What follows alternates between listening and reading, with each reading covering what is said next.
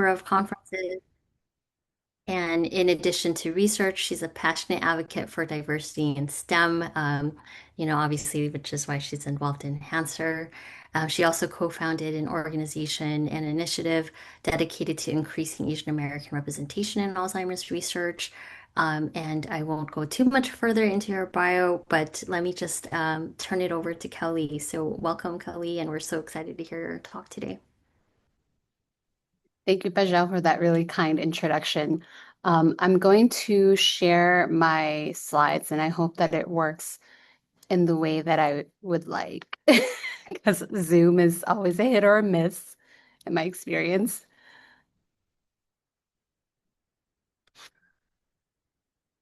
Okay, so now I will share.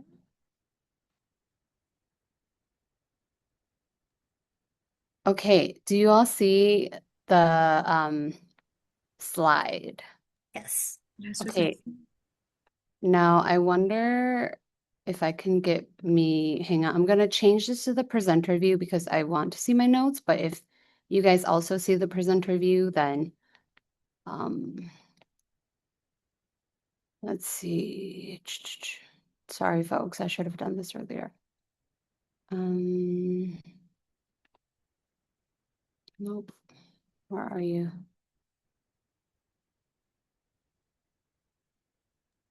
I'm with you. It's always challenging with presenter view, especially on Zoom. Oh, Do there you all see presenter view?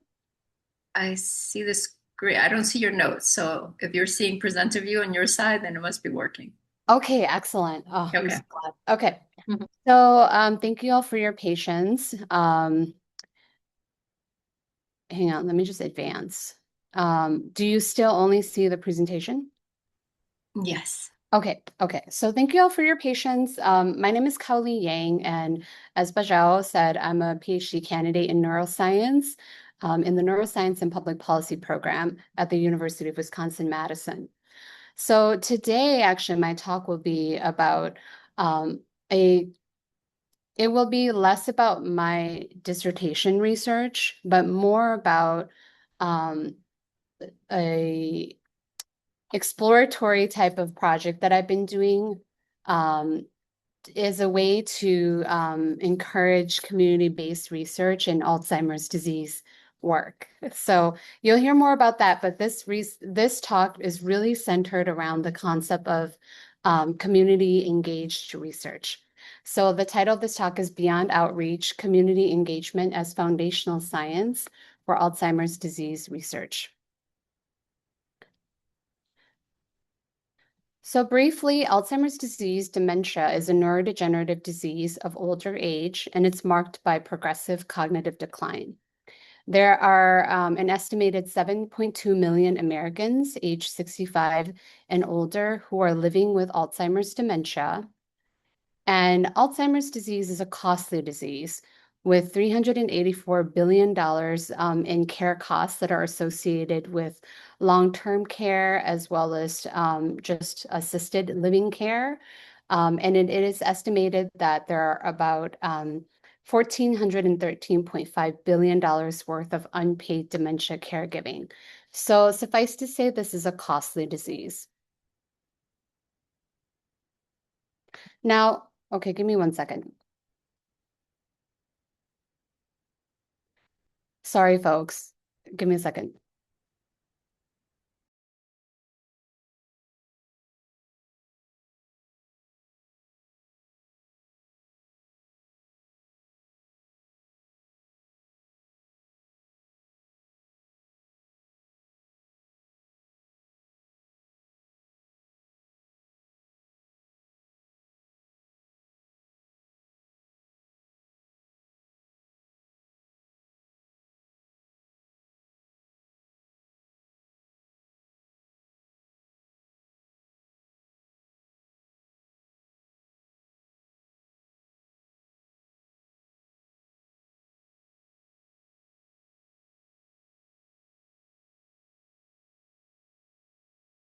Can everyone see my slides?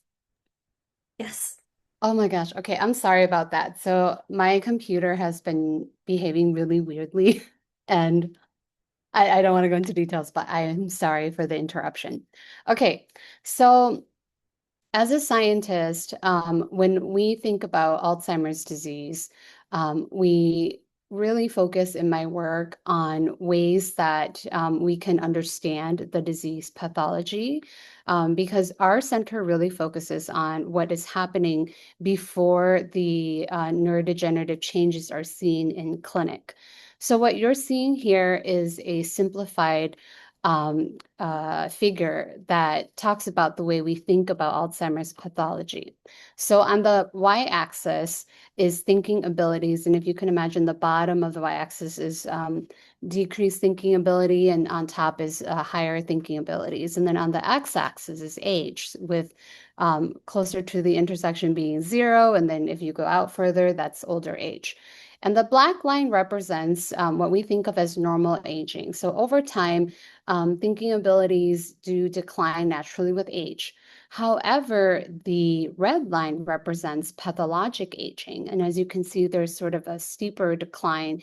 And there's a point there where we start seeing clinical changes. So those clinical changes coincide with the accrual of Alzheimer's disease pathology.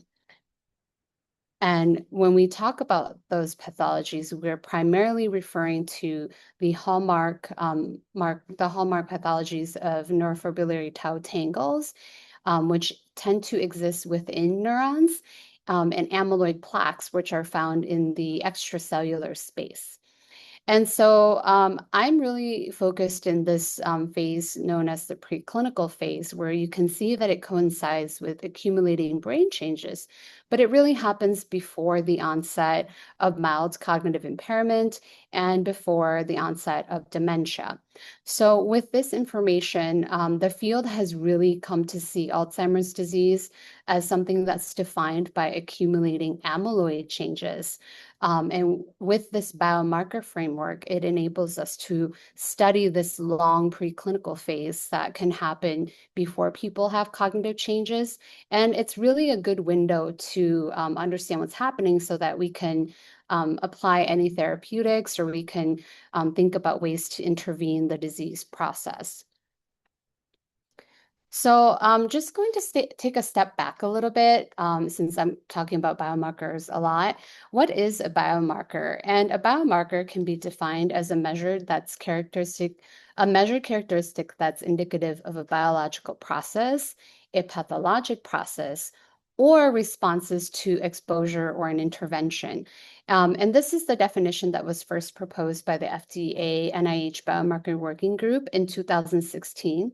This is a living document, so they are constantly updating it if any of you is interested in the different biomarkers that they have defined now.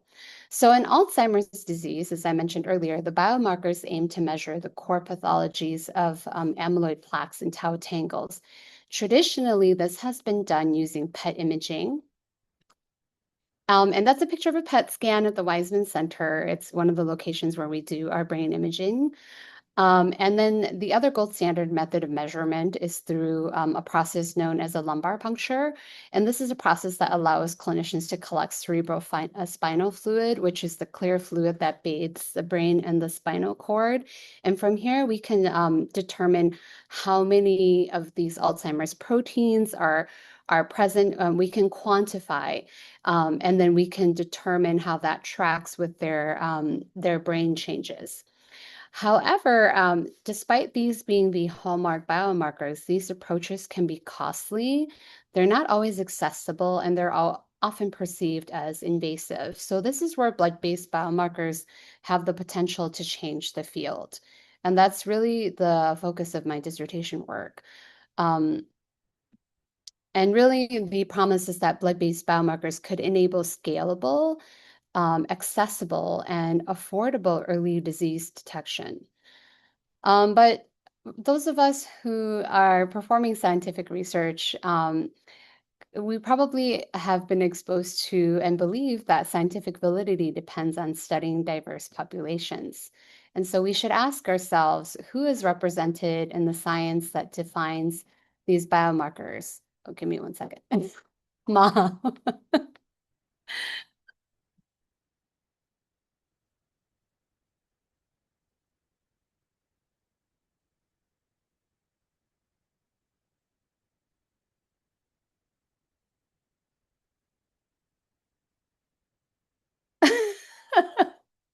Okay. Sorry about that. My mom is here with my baby.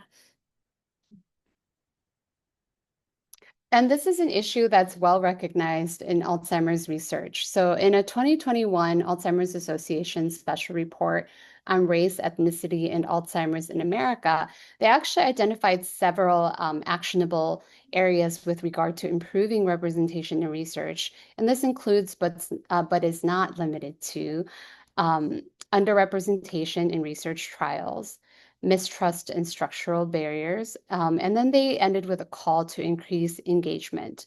So, trust, relationships, and long-standing structural barriers are not problems that can only be resolved at the recruitment stage, although in the scientific pipeline that I think a lot of us are familiar with, that tends to be the stage where there's a lot of calls to increase engagement from different groups.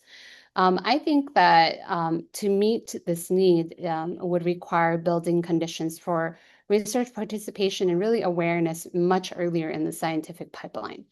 So while it's often framed as an issue of representation and participation, this also raises a deeper scientific question. What happens to our measurements, our biomarkers, when the populations we study are not representative? So this is a figure from my dissertation project. This is an ROC curve where I'm looking at three of the leading plasma phosphorylated tau biomarkers for Alzheimer's disease. And so each curve here represents how accurately the biomarker distinguishes between people with and without brain amyloid pathology. Essentially, the higher the curve, the better the performance. And what's important here is not just that these biomarkers work, because if you look at all the AUCs, they're pretty good. Each AUC represents a different model that accounts for a different comorbid condition, but that they work depending on the biological context. So, for example, this first figure shows the RC curves for plasma p-tau 231. And we can see here that when we account for kidney function measured by eGFR, and it's that purple line, we see improved accuracy for p-tau 231 as well as for p-tau 181. And we can see that in that the AUC does increase for Model 3. And then p-tau 217 is another prominent phosphorylated tau biomarker. We can see that it performs pretty well and is relatively robust to the metabolic and renal factors that I examined. So one key limitation of my research is that it's not really generalizable to community-based populations. I do work mostly in a preclinical population in that these individuals are at higher risk for Alzheimer's disease, and by risk, we define it as genetic risk as well as family history risk. And the cohort that I worked with for this study is comprised of well-educated individuals from an ethnically and racially homogeneous group.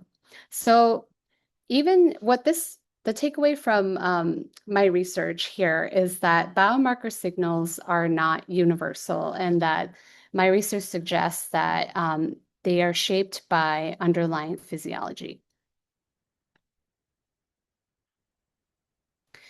So briefly, metabolic differences that I saw, I think, are shaped by different contextual factors. For example, the environment can play a role in individuals' physiology, access to healthcare, or access to good food, access to different resources, as well as individuals' lived experiences. So the Hmong community is one that I think about because I'm Hmong. But when I think about my research in a larger context, I think about how it can apply or support communities that I am a part of. And so often I think Hmong communities and other groups that are underrepresented in research or perhaps don't have access to a lot of different resources um, could mean that it's a different barrier for researchers like me to understand how a disease like Alzheimer's disease presents in that community.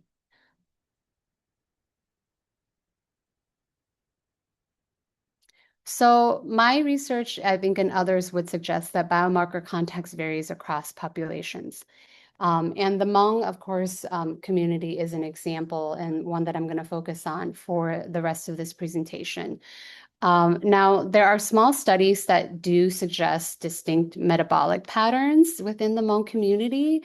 So, for example, this is a small study, and it shows that within a small Hmong population, there is a higher rate of uric acid stone disease, which reflects differences in metabolic processes that are related to kidney health. So, I think taken together, my results and some results related to metabolic health, this means that we don't yet know how the plasma phospho-tau biomarkers that I'm looking at performs in diverse populations. And so I can't assume that these phospho-tau biomarkers will behave the same way across different contexts. And vigorous science needs to account for context.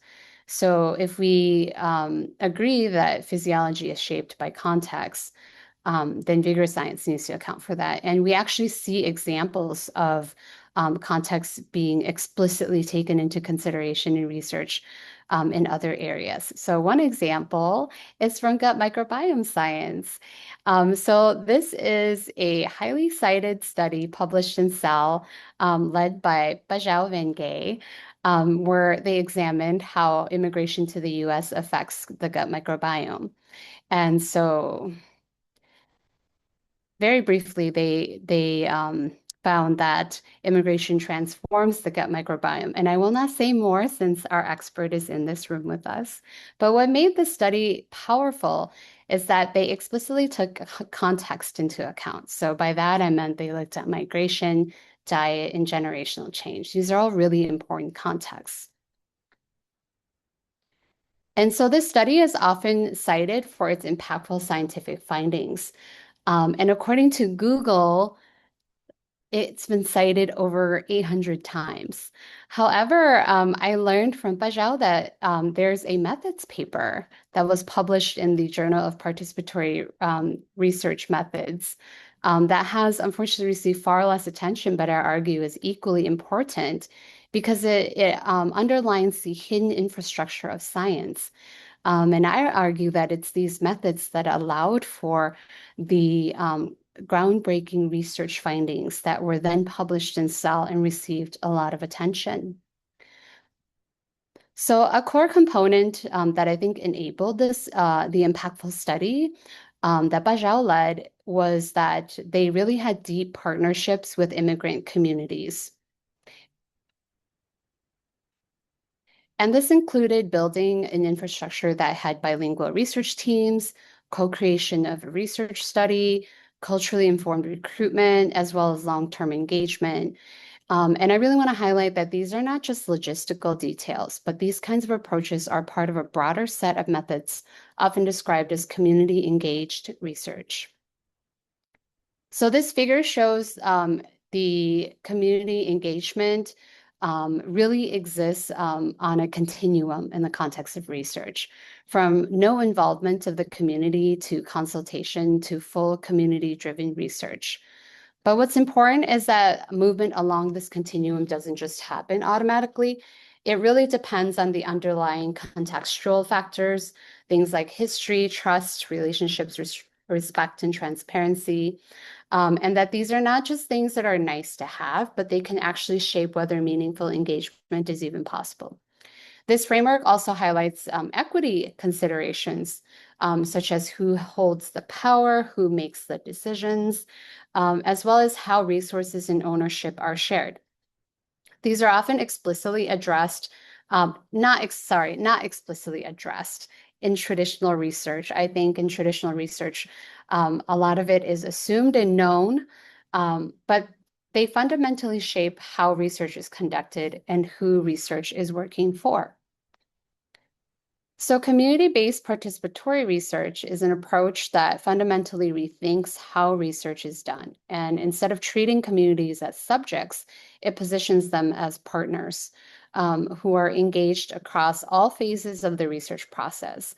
And it emphasizes shared decision-making, co-learning,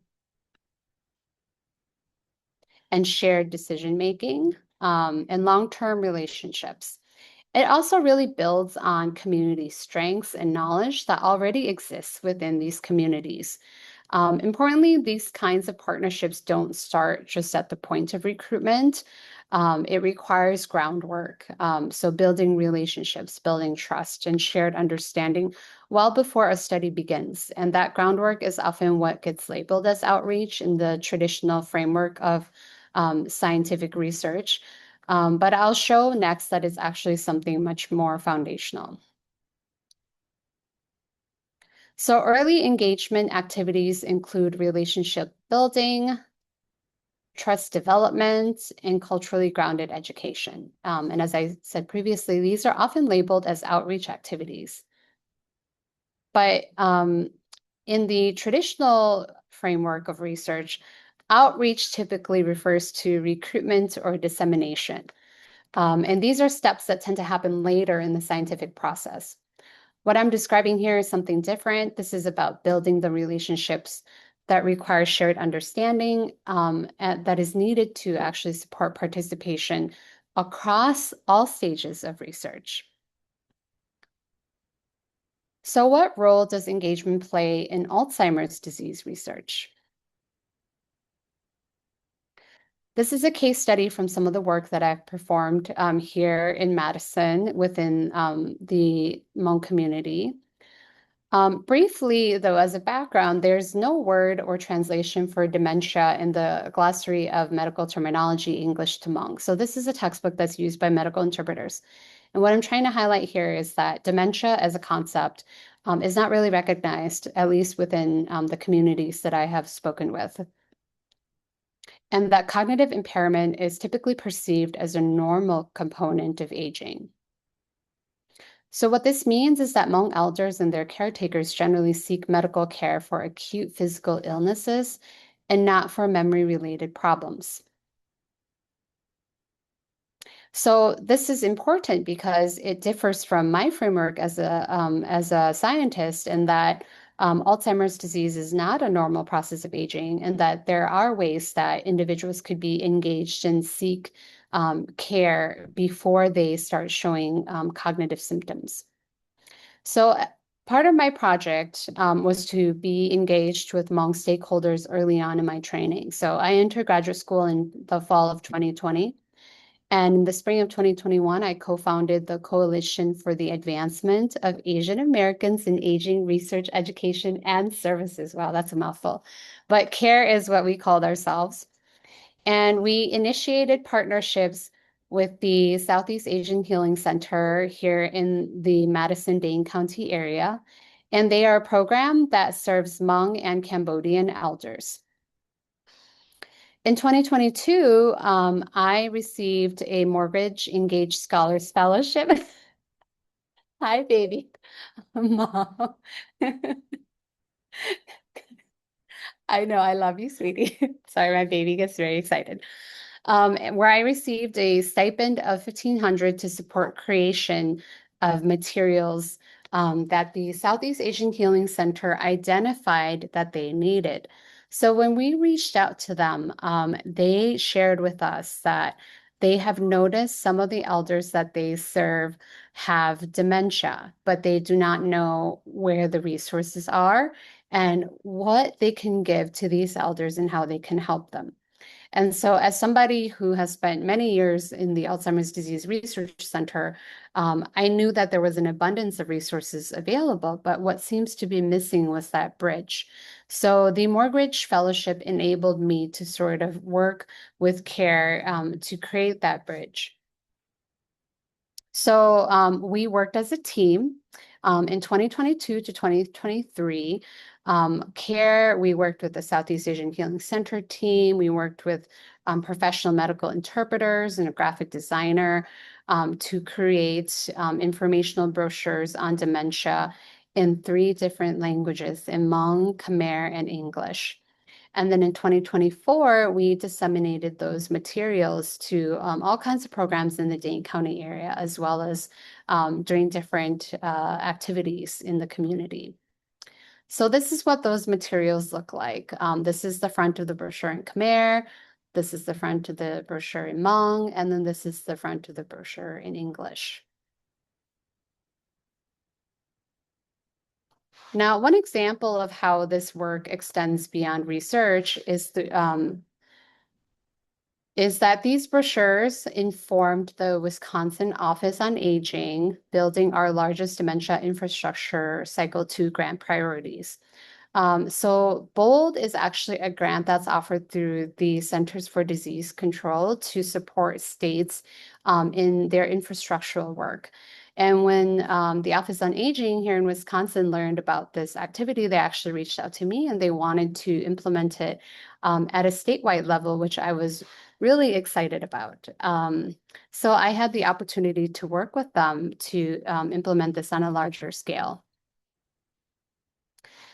So that's what they're currently doing right now. They are scaling this type of work at the state level, and they're doing it with through a partnership with the Dane County Aging and Disability Resource Center, and that's led by the State of Wisconsin's Office on Aging.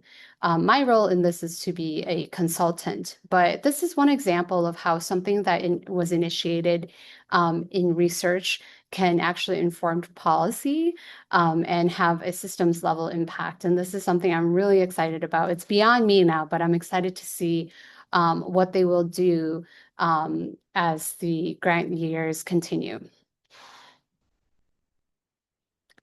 Now, as a next step, I worked to build a community advisory board to explore the feasibility of a blood-based biomarker study in the Hmong community. And this work was supported by a Mortgage Center grant for community engaged research. So what I was able to do was I was able to form a community advisory board. And the goal was to explore the feasibility of a Hmong blood biomarker study. And to clarify, the blood biomarker study would be an Alzheimer's disease. Now, what we learned from this process was that there's limited community awareness of Alzheimer's disease. So this is similar to what the literature has shown, and it was confirmed by the CAB, and that there needed to be education before research participation.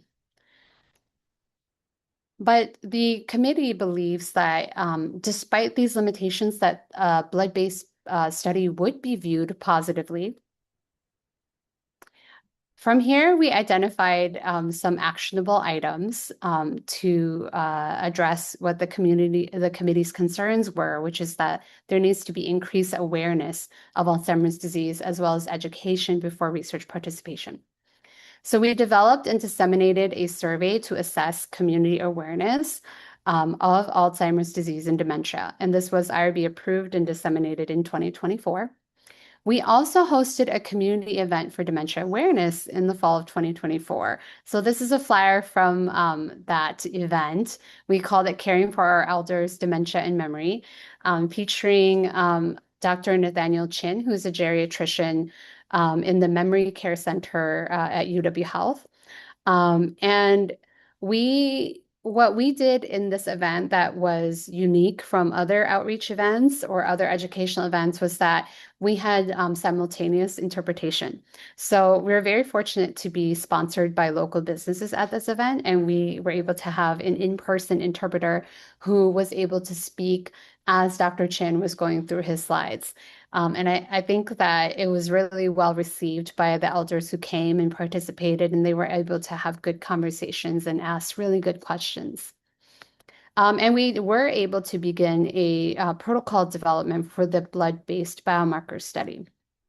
However, A key constraint of doing this work as a graduate student is time and funding. So given these constraints, ultimately the blood-based biomarker study did not come to fruition because it just was not feasible within my timeline, as well as with the available funding.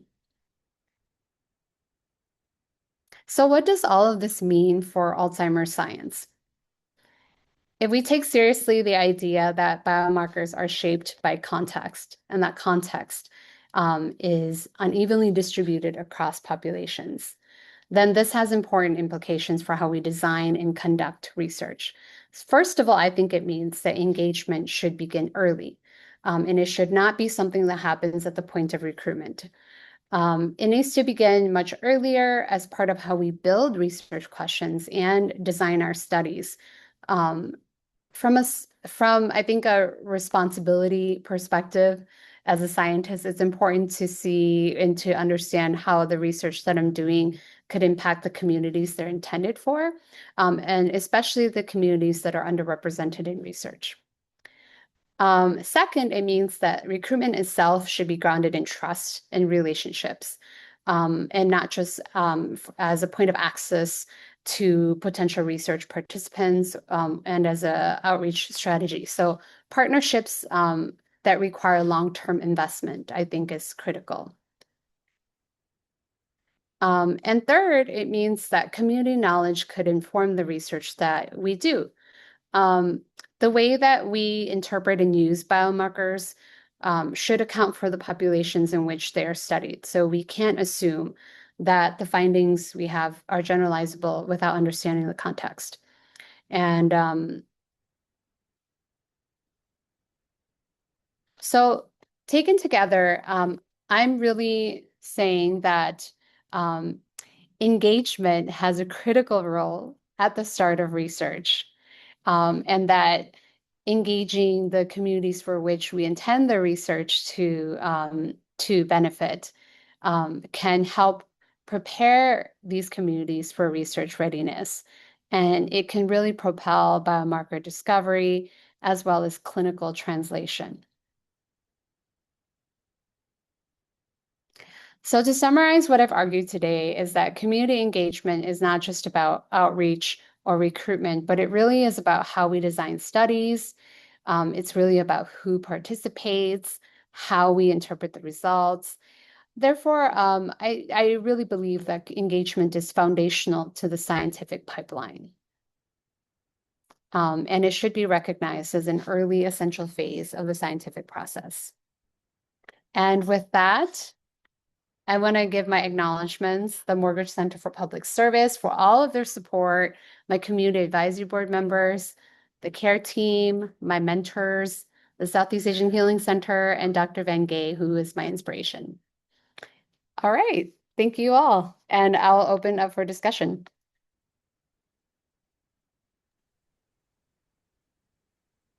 Wonderful. Kao Lee, if you don't mind, I want to be the first to ask a question though, because I have to leave to pick up my daughter. But a great talk, and I love it that you emphasize and reference Bajal's paper. So I love that connection with Hazard and the team and the group. So that's really great, wonderful.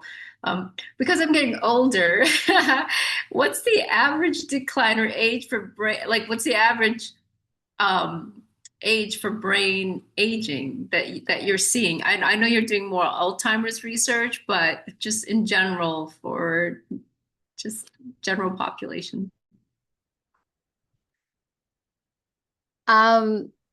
I do not have an answer for you about because my studies that I participated in are almost all pathological aging.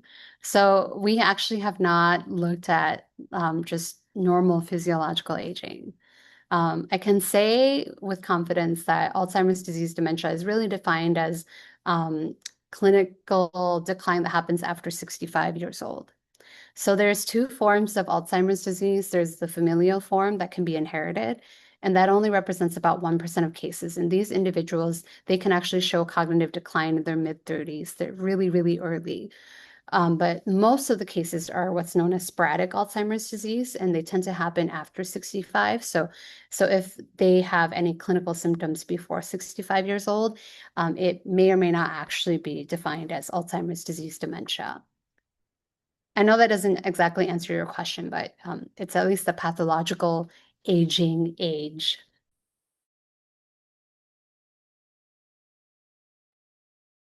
Thank you.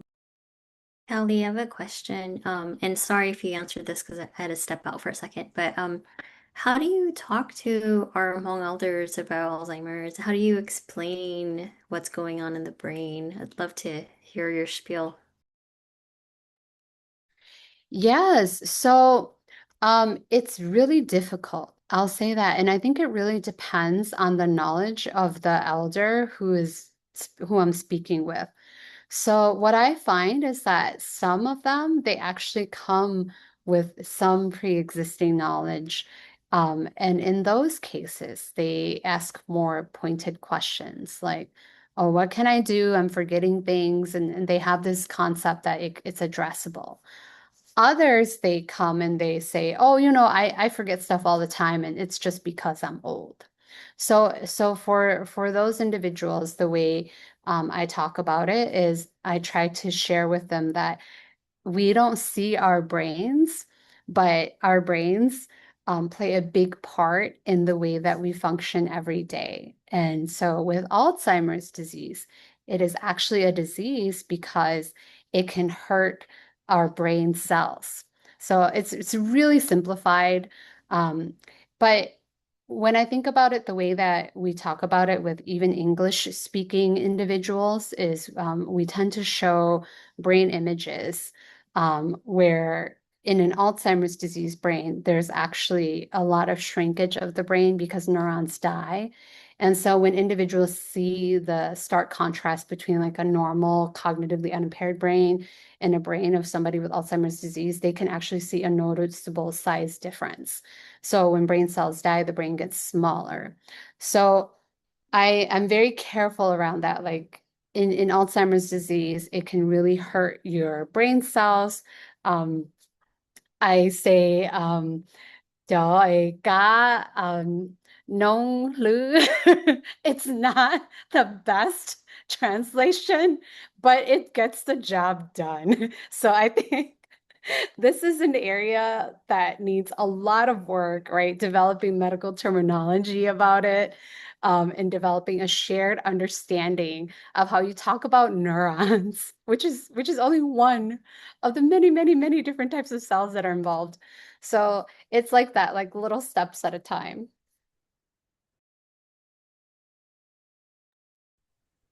Can I ask a question too? Great talk, Kao Lee. And maybe just to address Bao's question a little bit early, because I did looked into, because I was given a talk on the impact of alcohol on brain function a little bit, in especially Hmong community. And I was searching like MRI imaging of the adult brain over time and developing brain. And pretty much when you're 40 years old or over and older, your brain loses about a couple percentage in volumes over time till like when you're in your 60s, like what Cowley's is saying, then you lose about 5 to 10% of your volume because of neurodegeneration. And so that's part of that. But my question to you is, I don't know if you looked in, especially Hmong community or Southeast Asia community, whether if disease like dementia is as prominent or more compared to the general population. I don't know if there's studies that looked at that because, the way the Hmong people eat, the way our lifestyle sometimes could be good because we socialize a lot, right? And I think that's been shown to be healthy for the brain, the adult brain. But at the same time, our food, especially among men, our drinking of alcohol and things like that are really toxic to the brain. And I just wonder if there's any studies that look at, just dementia to see if it's, the Hmong population may have it more than others. Yeah, I think this is a missing key of Alzheimer's research in a way that it can impact underrepresented communities. So I think Bajao and I had this conversation a couple years ago where Bajao, I don't know if you remember, but you had suggested that I get prevalence data and that can really be useful. There is no prevalence data. And part of that is because there's under participation, under representation of Hmong individuals. And also, I don't think there's a lot of interest and there's probably not a lot of support to get that kind of data. So I don't know. I'm sure that it could be done, but the scientific enterprise requires, I think, a lot more than just one person being interested. Yeah. Can I ask the next question, Kao? Yes. Yeah, I really like your talk, and I'm just curious whether you or your lab are having any, I guess, for NIH funding, right? I've heard stories that if you just put the word underrepresentation, your grant, it gets killed. I don't know if that's true, and are you guys running into those similar issues? That unfortunately has been true. As a graduate student, I don't have access to like the really big funding mechanisms, but I have an F-31, and from my understanding, even at the F-31 level, if you are a person whose research is focused on any of these kill words that you mentioned, I have heard of people's funding being affected. That's the current state of funding, unfortunately. I do hope that it will change. It was not like this, but it currently, unfortunately, is. I want to comment that too, more like I know a colleague whose funding was completely retracted. She was doing research on underrepresented populations in the Delta in Arkansas, so very poor African Americans and cancer. And they pulled her funding. She had to let go of her whole lab. She pretty much didn't have a research anymore. So, I mean, that's certainly being true. They're going through the grants, and if they see those keywords, they are pulling the funding. So I've heard that from many colleagues and friends. Yeah.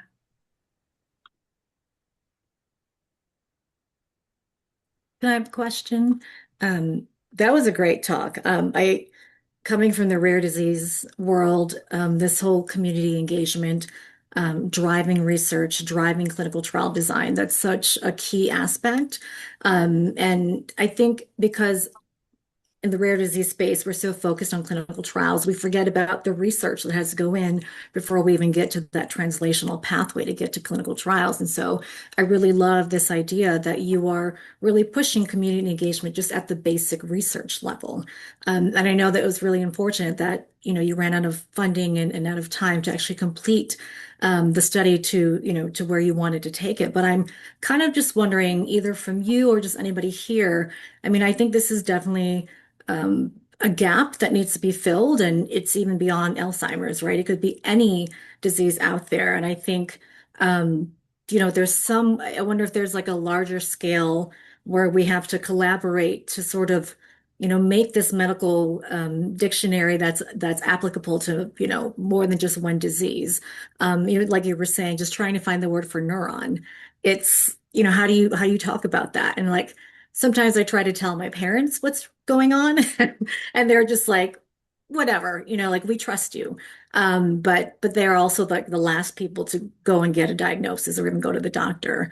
So I'm just again curious, like, is there any thoughts about how we could scale this up to maybe a national level, or where we can really do this type of like outreach to the older Hmong community and say, look, this is how you could also help your kids, right? Or your grandkids. So just curious about that. That's such a wonderful question, and I thank you for asking that.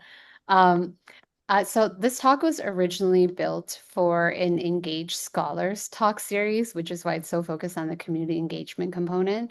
But if we were to talk about like the scientific clinical translational component, one of my takeaway points from that earlier discussion before this group was the individuals who are driving it really need to be in more stable and not transient positions. So as a graduate student in a transient position, I can't actually offer the continuity that's needed for this type of work to really take off. So I know that I have built momentum, and I know that I've put a lot of heart into it, a lot of soul into it. And as I'm preparing to wrap up my PhD, I'm doing the best that I can to hand off different components, right? Like, so handing out the educational materials component to the state of Wisconsin was like, woo, yes, something will live on. But then, there's the blood-based biomarker component where it's it's difficult to find somebody who will take up on that interest. But for example, if it was somebody like, like a faculty or staff who have more fixed positions, or, even someone in policy who can really push for this, or a philanthropic organization who put out, a call for proposals to support this type of work, I think that will result in more like fixed positions to really provide the continuity to do this kind of foundational work that I think can then propel later discoveries. Yeah, I agree with you there. I was just thinking back. So I'm part of this research project that's being funded by the Chan Zuckerberg Initiative, and it's really fitting to what you're talking about today because it's all about rethinking the language of science and how to reach out to people of color or marginalized communities that have a rare disease or a disability. And just, I mean, obviously with, the African American population, there's a lot of distrust that has been built in the last, like the Tuskegee Airman and Henrietta Lacks. There's so much distrust there that, there's a lot of work that has to go into rebuilding that. And I think about the fact that like with the Hmong community, it's just all so brand new. But we still need to think about how to reach those communities. And so yeah, I don't know of any like huge philanthropic organizations that might be interested in this, but definitely keep my eye out for that. Yeah, and something I also want to say is that as I'm doing this work, or wrapping up this work at least, but when I was like more deeply ingrained, I really should actually write about this. Hmong communities, of course, are not the same, right? They differ by city, by state, by clan lineage, by whatever factors that they're in. And this has become especially true in the conversations around like whether men or women are more willing to participate. So in my work, I have found that the men were more willing to engage with me. But there are other Hmong scholars in the Wisconsin area who have tried to do work with the Wisconsin Hmong community who have found that more women were willing to engage with them. And so there is no uniform, I guess, expectation. Like we can't expect that it's going to look the same in different states or even within the same state. And so I do think it's important to not only learn more about how we can engage the Hmong community, but to maybe tease apart why, some areas find that they're getting engagement from one gender over another. It could also be who is involved in building the initial relationships. So I can say that I was really fortunate to get like a Mont Batan to be on my community advisory board, and he was like a driving force for all of the men who were willing to participate. So I do not know. He's a very unique Batan in that he really believed in higher education. And I think that was what brought him to me. It wasn't that I went to him, he came to me. So I was really fortunate. But we can't count on having this like very progressive Batan everywhere who will work with a young Hmong woman. And so I wonder if that's a factor, right? Like other young women were not able to get men to engage because they couldn't find that one Hmong baton to drive their project. So yeah, things like this, I think we can all learn from when we talk about how we reach out to the Hmong community and who really has the networks to make things happen and move things along.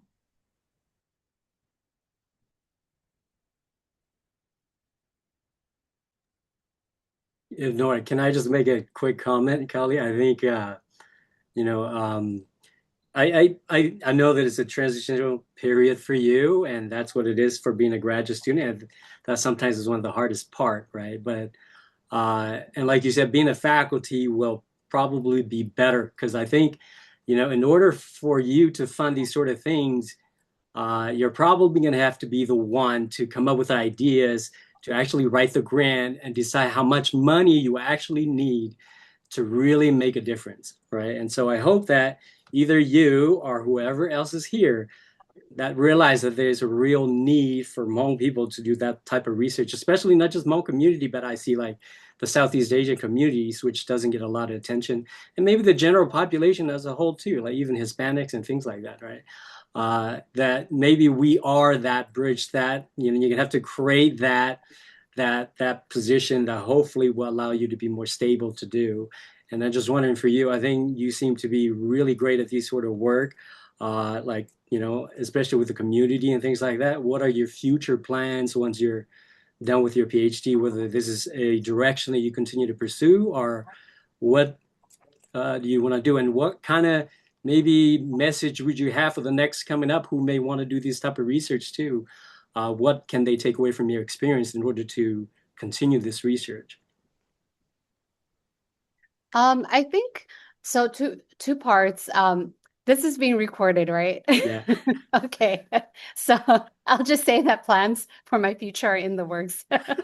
Number two, number two is that anybody who's interested in this type of work, I would say that it's important to start early. And it's important to find your people early. And what I mean by find your people is find individuals who either believe in the beauty of your dreams and who are going to be your cheerleaders, as well as people who are willing to be on the ground with you. So I'm really fortunate that I was able to connect with Yura. She's actually a member of our group that we met through our job, and we both have the same passion, and we were both able to put a lot of work into this. So the work that I did was not something that I did by myself. I was a player, and it was definitely something that was able to happen because many people put their efforts into it. So start early, find your people.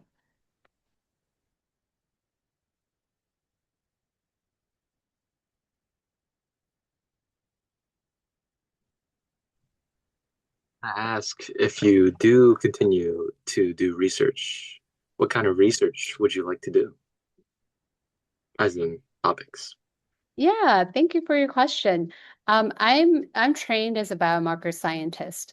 And so if I continue doing science, it will be in the biomarker space. I have actually been doing Alzheimer's disease research for longer than I have been a graduate student. So I was actually a staff in the Alzheimer's Disease Research Center before I became a graduate student. And this is a very interesting area of research for me, and I would like to keep doing it. Yeah, that would be my area. I did. Oh, sorry. Go ahead, April. Oh yeah, sorry. That was a really great talk. I think my question was like, for example, if funding was not an issue, and let's say that you're able to do a blood bank and it has a lot of Hmong folks in there, what was the goal of it? Is when you say a biomarker, just to make sure I understand it correctly, is it like genetic components? Because I think about like genome-wide association studies, and they look at little genetics that might be linked to specific outcomes. One could be Alzheimer's or something else, cancer or height, or like if we do have like a Hmong blood bank database, how do you do it or associate it with specific diseases? So Yeah, so as I mentioned earlier, this talk was definitely not very scientifically focused, as in like I wasn't talking about my scientific aims or how exactly these blood-based biomarkers work. But I really like your question, April, because the feasibility study that I wanted us to run was to determine whether we would have have interest from the Hmong community to join in a study about blood. And then two, these blood-based biomarkers are actually Alzheimer's disease blood-based biomarkers. There could be a genetic component, but medical research is really expensive. So to get their genotype assayed, it would actually up the budget. But I would have been interested in collecting or assaying for the phospho-tau biomarkers that I had talked about. So the p-tau 181, 231, and 217. And the reason why these are so important is because they track with amyloid plaques in the brain. And so we can use them as a proxy for brain amyloid at a more scalable and affordable level. So that would have been the purpose of that blood-based biomarker study. Yes. And then just so I understand, are those three components something that you can intervene to make it higher or lower, or is it just fixed for every person? That's a really good question. So with regard to interventions, these blood-based biomarkers are still very much in the research phase where we're trying to understand how they change in pathological aging. But with regard to how they're affected by interventions, I think right now they are being used as clinical endpoints in clinical trials, so that information is forthcoming. For me, I would just be interested in a characteristic kind of study where I just want to understand how they present in a certain population. Thank you. Seth, did you have a question? Yes, I did. So this is a great talk because community engagement is always it's a problem that spans even beyond just biomedical research. Like I work in the AI tech space, and I think a lot about like how can I bring the tech into the Hmong community, or try to leverage the our language to help train better AI models, basically. And community engagement is a big barrier to that, unfortunately. And so I was curious, like when you started, did you start by reaching out to like, your circle, your family, direct family, or did you just reach out to organizations that were in touch with the Hmong community, or both? And like which one was the lower barrier to get access to the community? Yeah, so I actually started by reaching out to organizations. And Okay. the reason for that and it was because many of these local organizations, have they have like public facing Hmm. components, which actually makes them more accessible and easier to connect with. Okay. And so if you were wanting to engage, I would recommend just reaching out to local To organizations and organizations, yeah. finding stakeholders that are interested in the same things that you are. Hmm. And just, I would say be fearless in your pursuit of finding partnerships because it can be kind of scary to write to somebody or an organization like a cold email and just Hmm. explain who you are and what you're trying to do. But I think you'll find that people are actually really eager to connect and to understand what you're doing, learn more about you. So think about it from a perspective of just making connections that may or Okay. may not go anywhere. And Yeah. in that sense, you can then just broaden your network, get to know what people are doing, and you might surprise yourself and find others who are interested in the same things that you are, and something beautiful might take off. Okay. Thanks for the insight. Well, we are on time, so I don't want to hold us past 5. But I just want to thank everybody so much for the thoughtful questions. Okay. Onda. I just want to thank everybody for the thoughtful questions and the thoughtful discussion. Thanks so much, Kao Lee.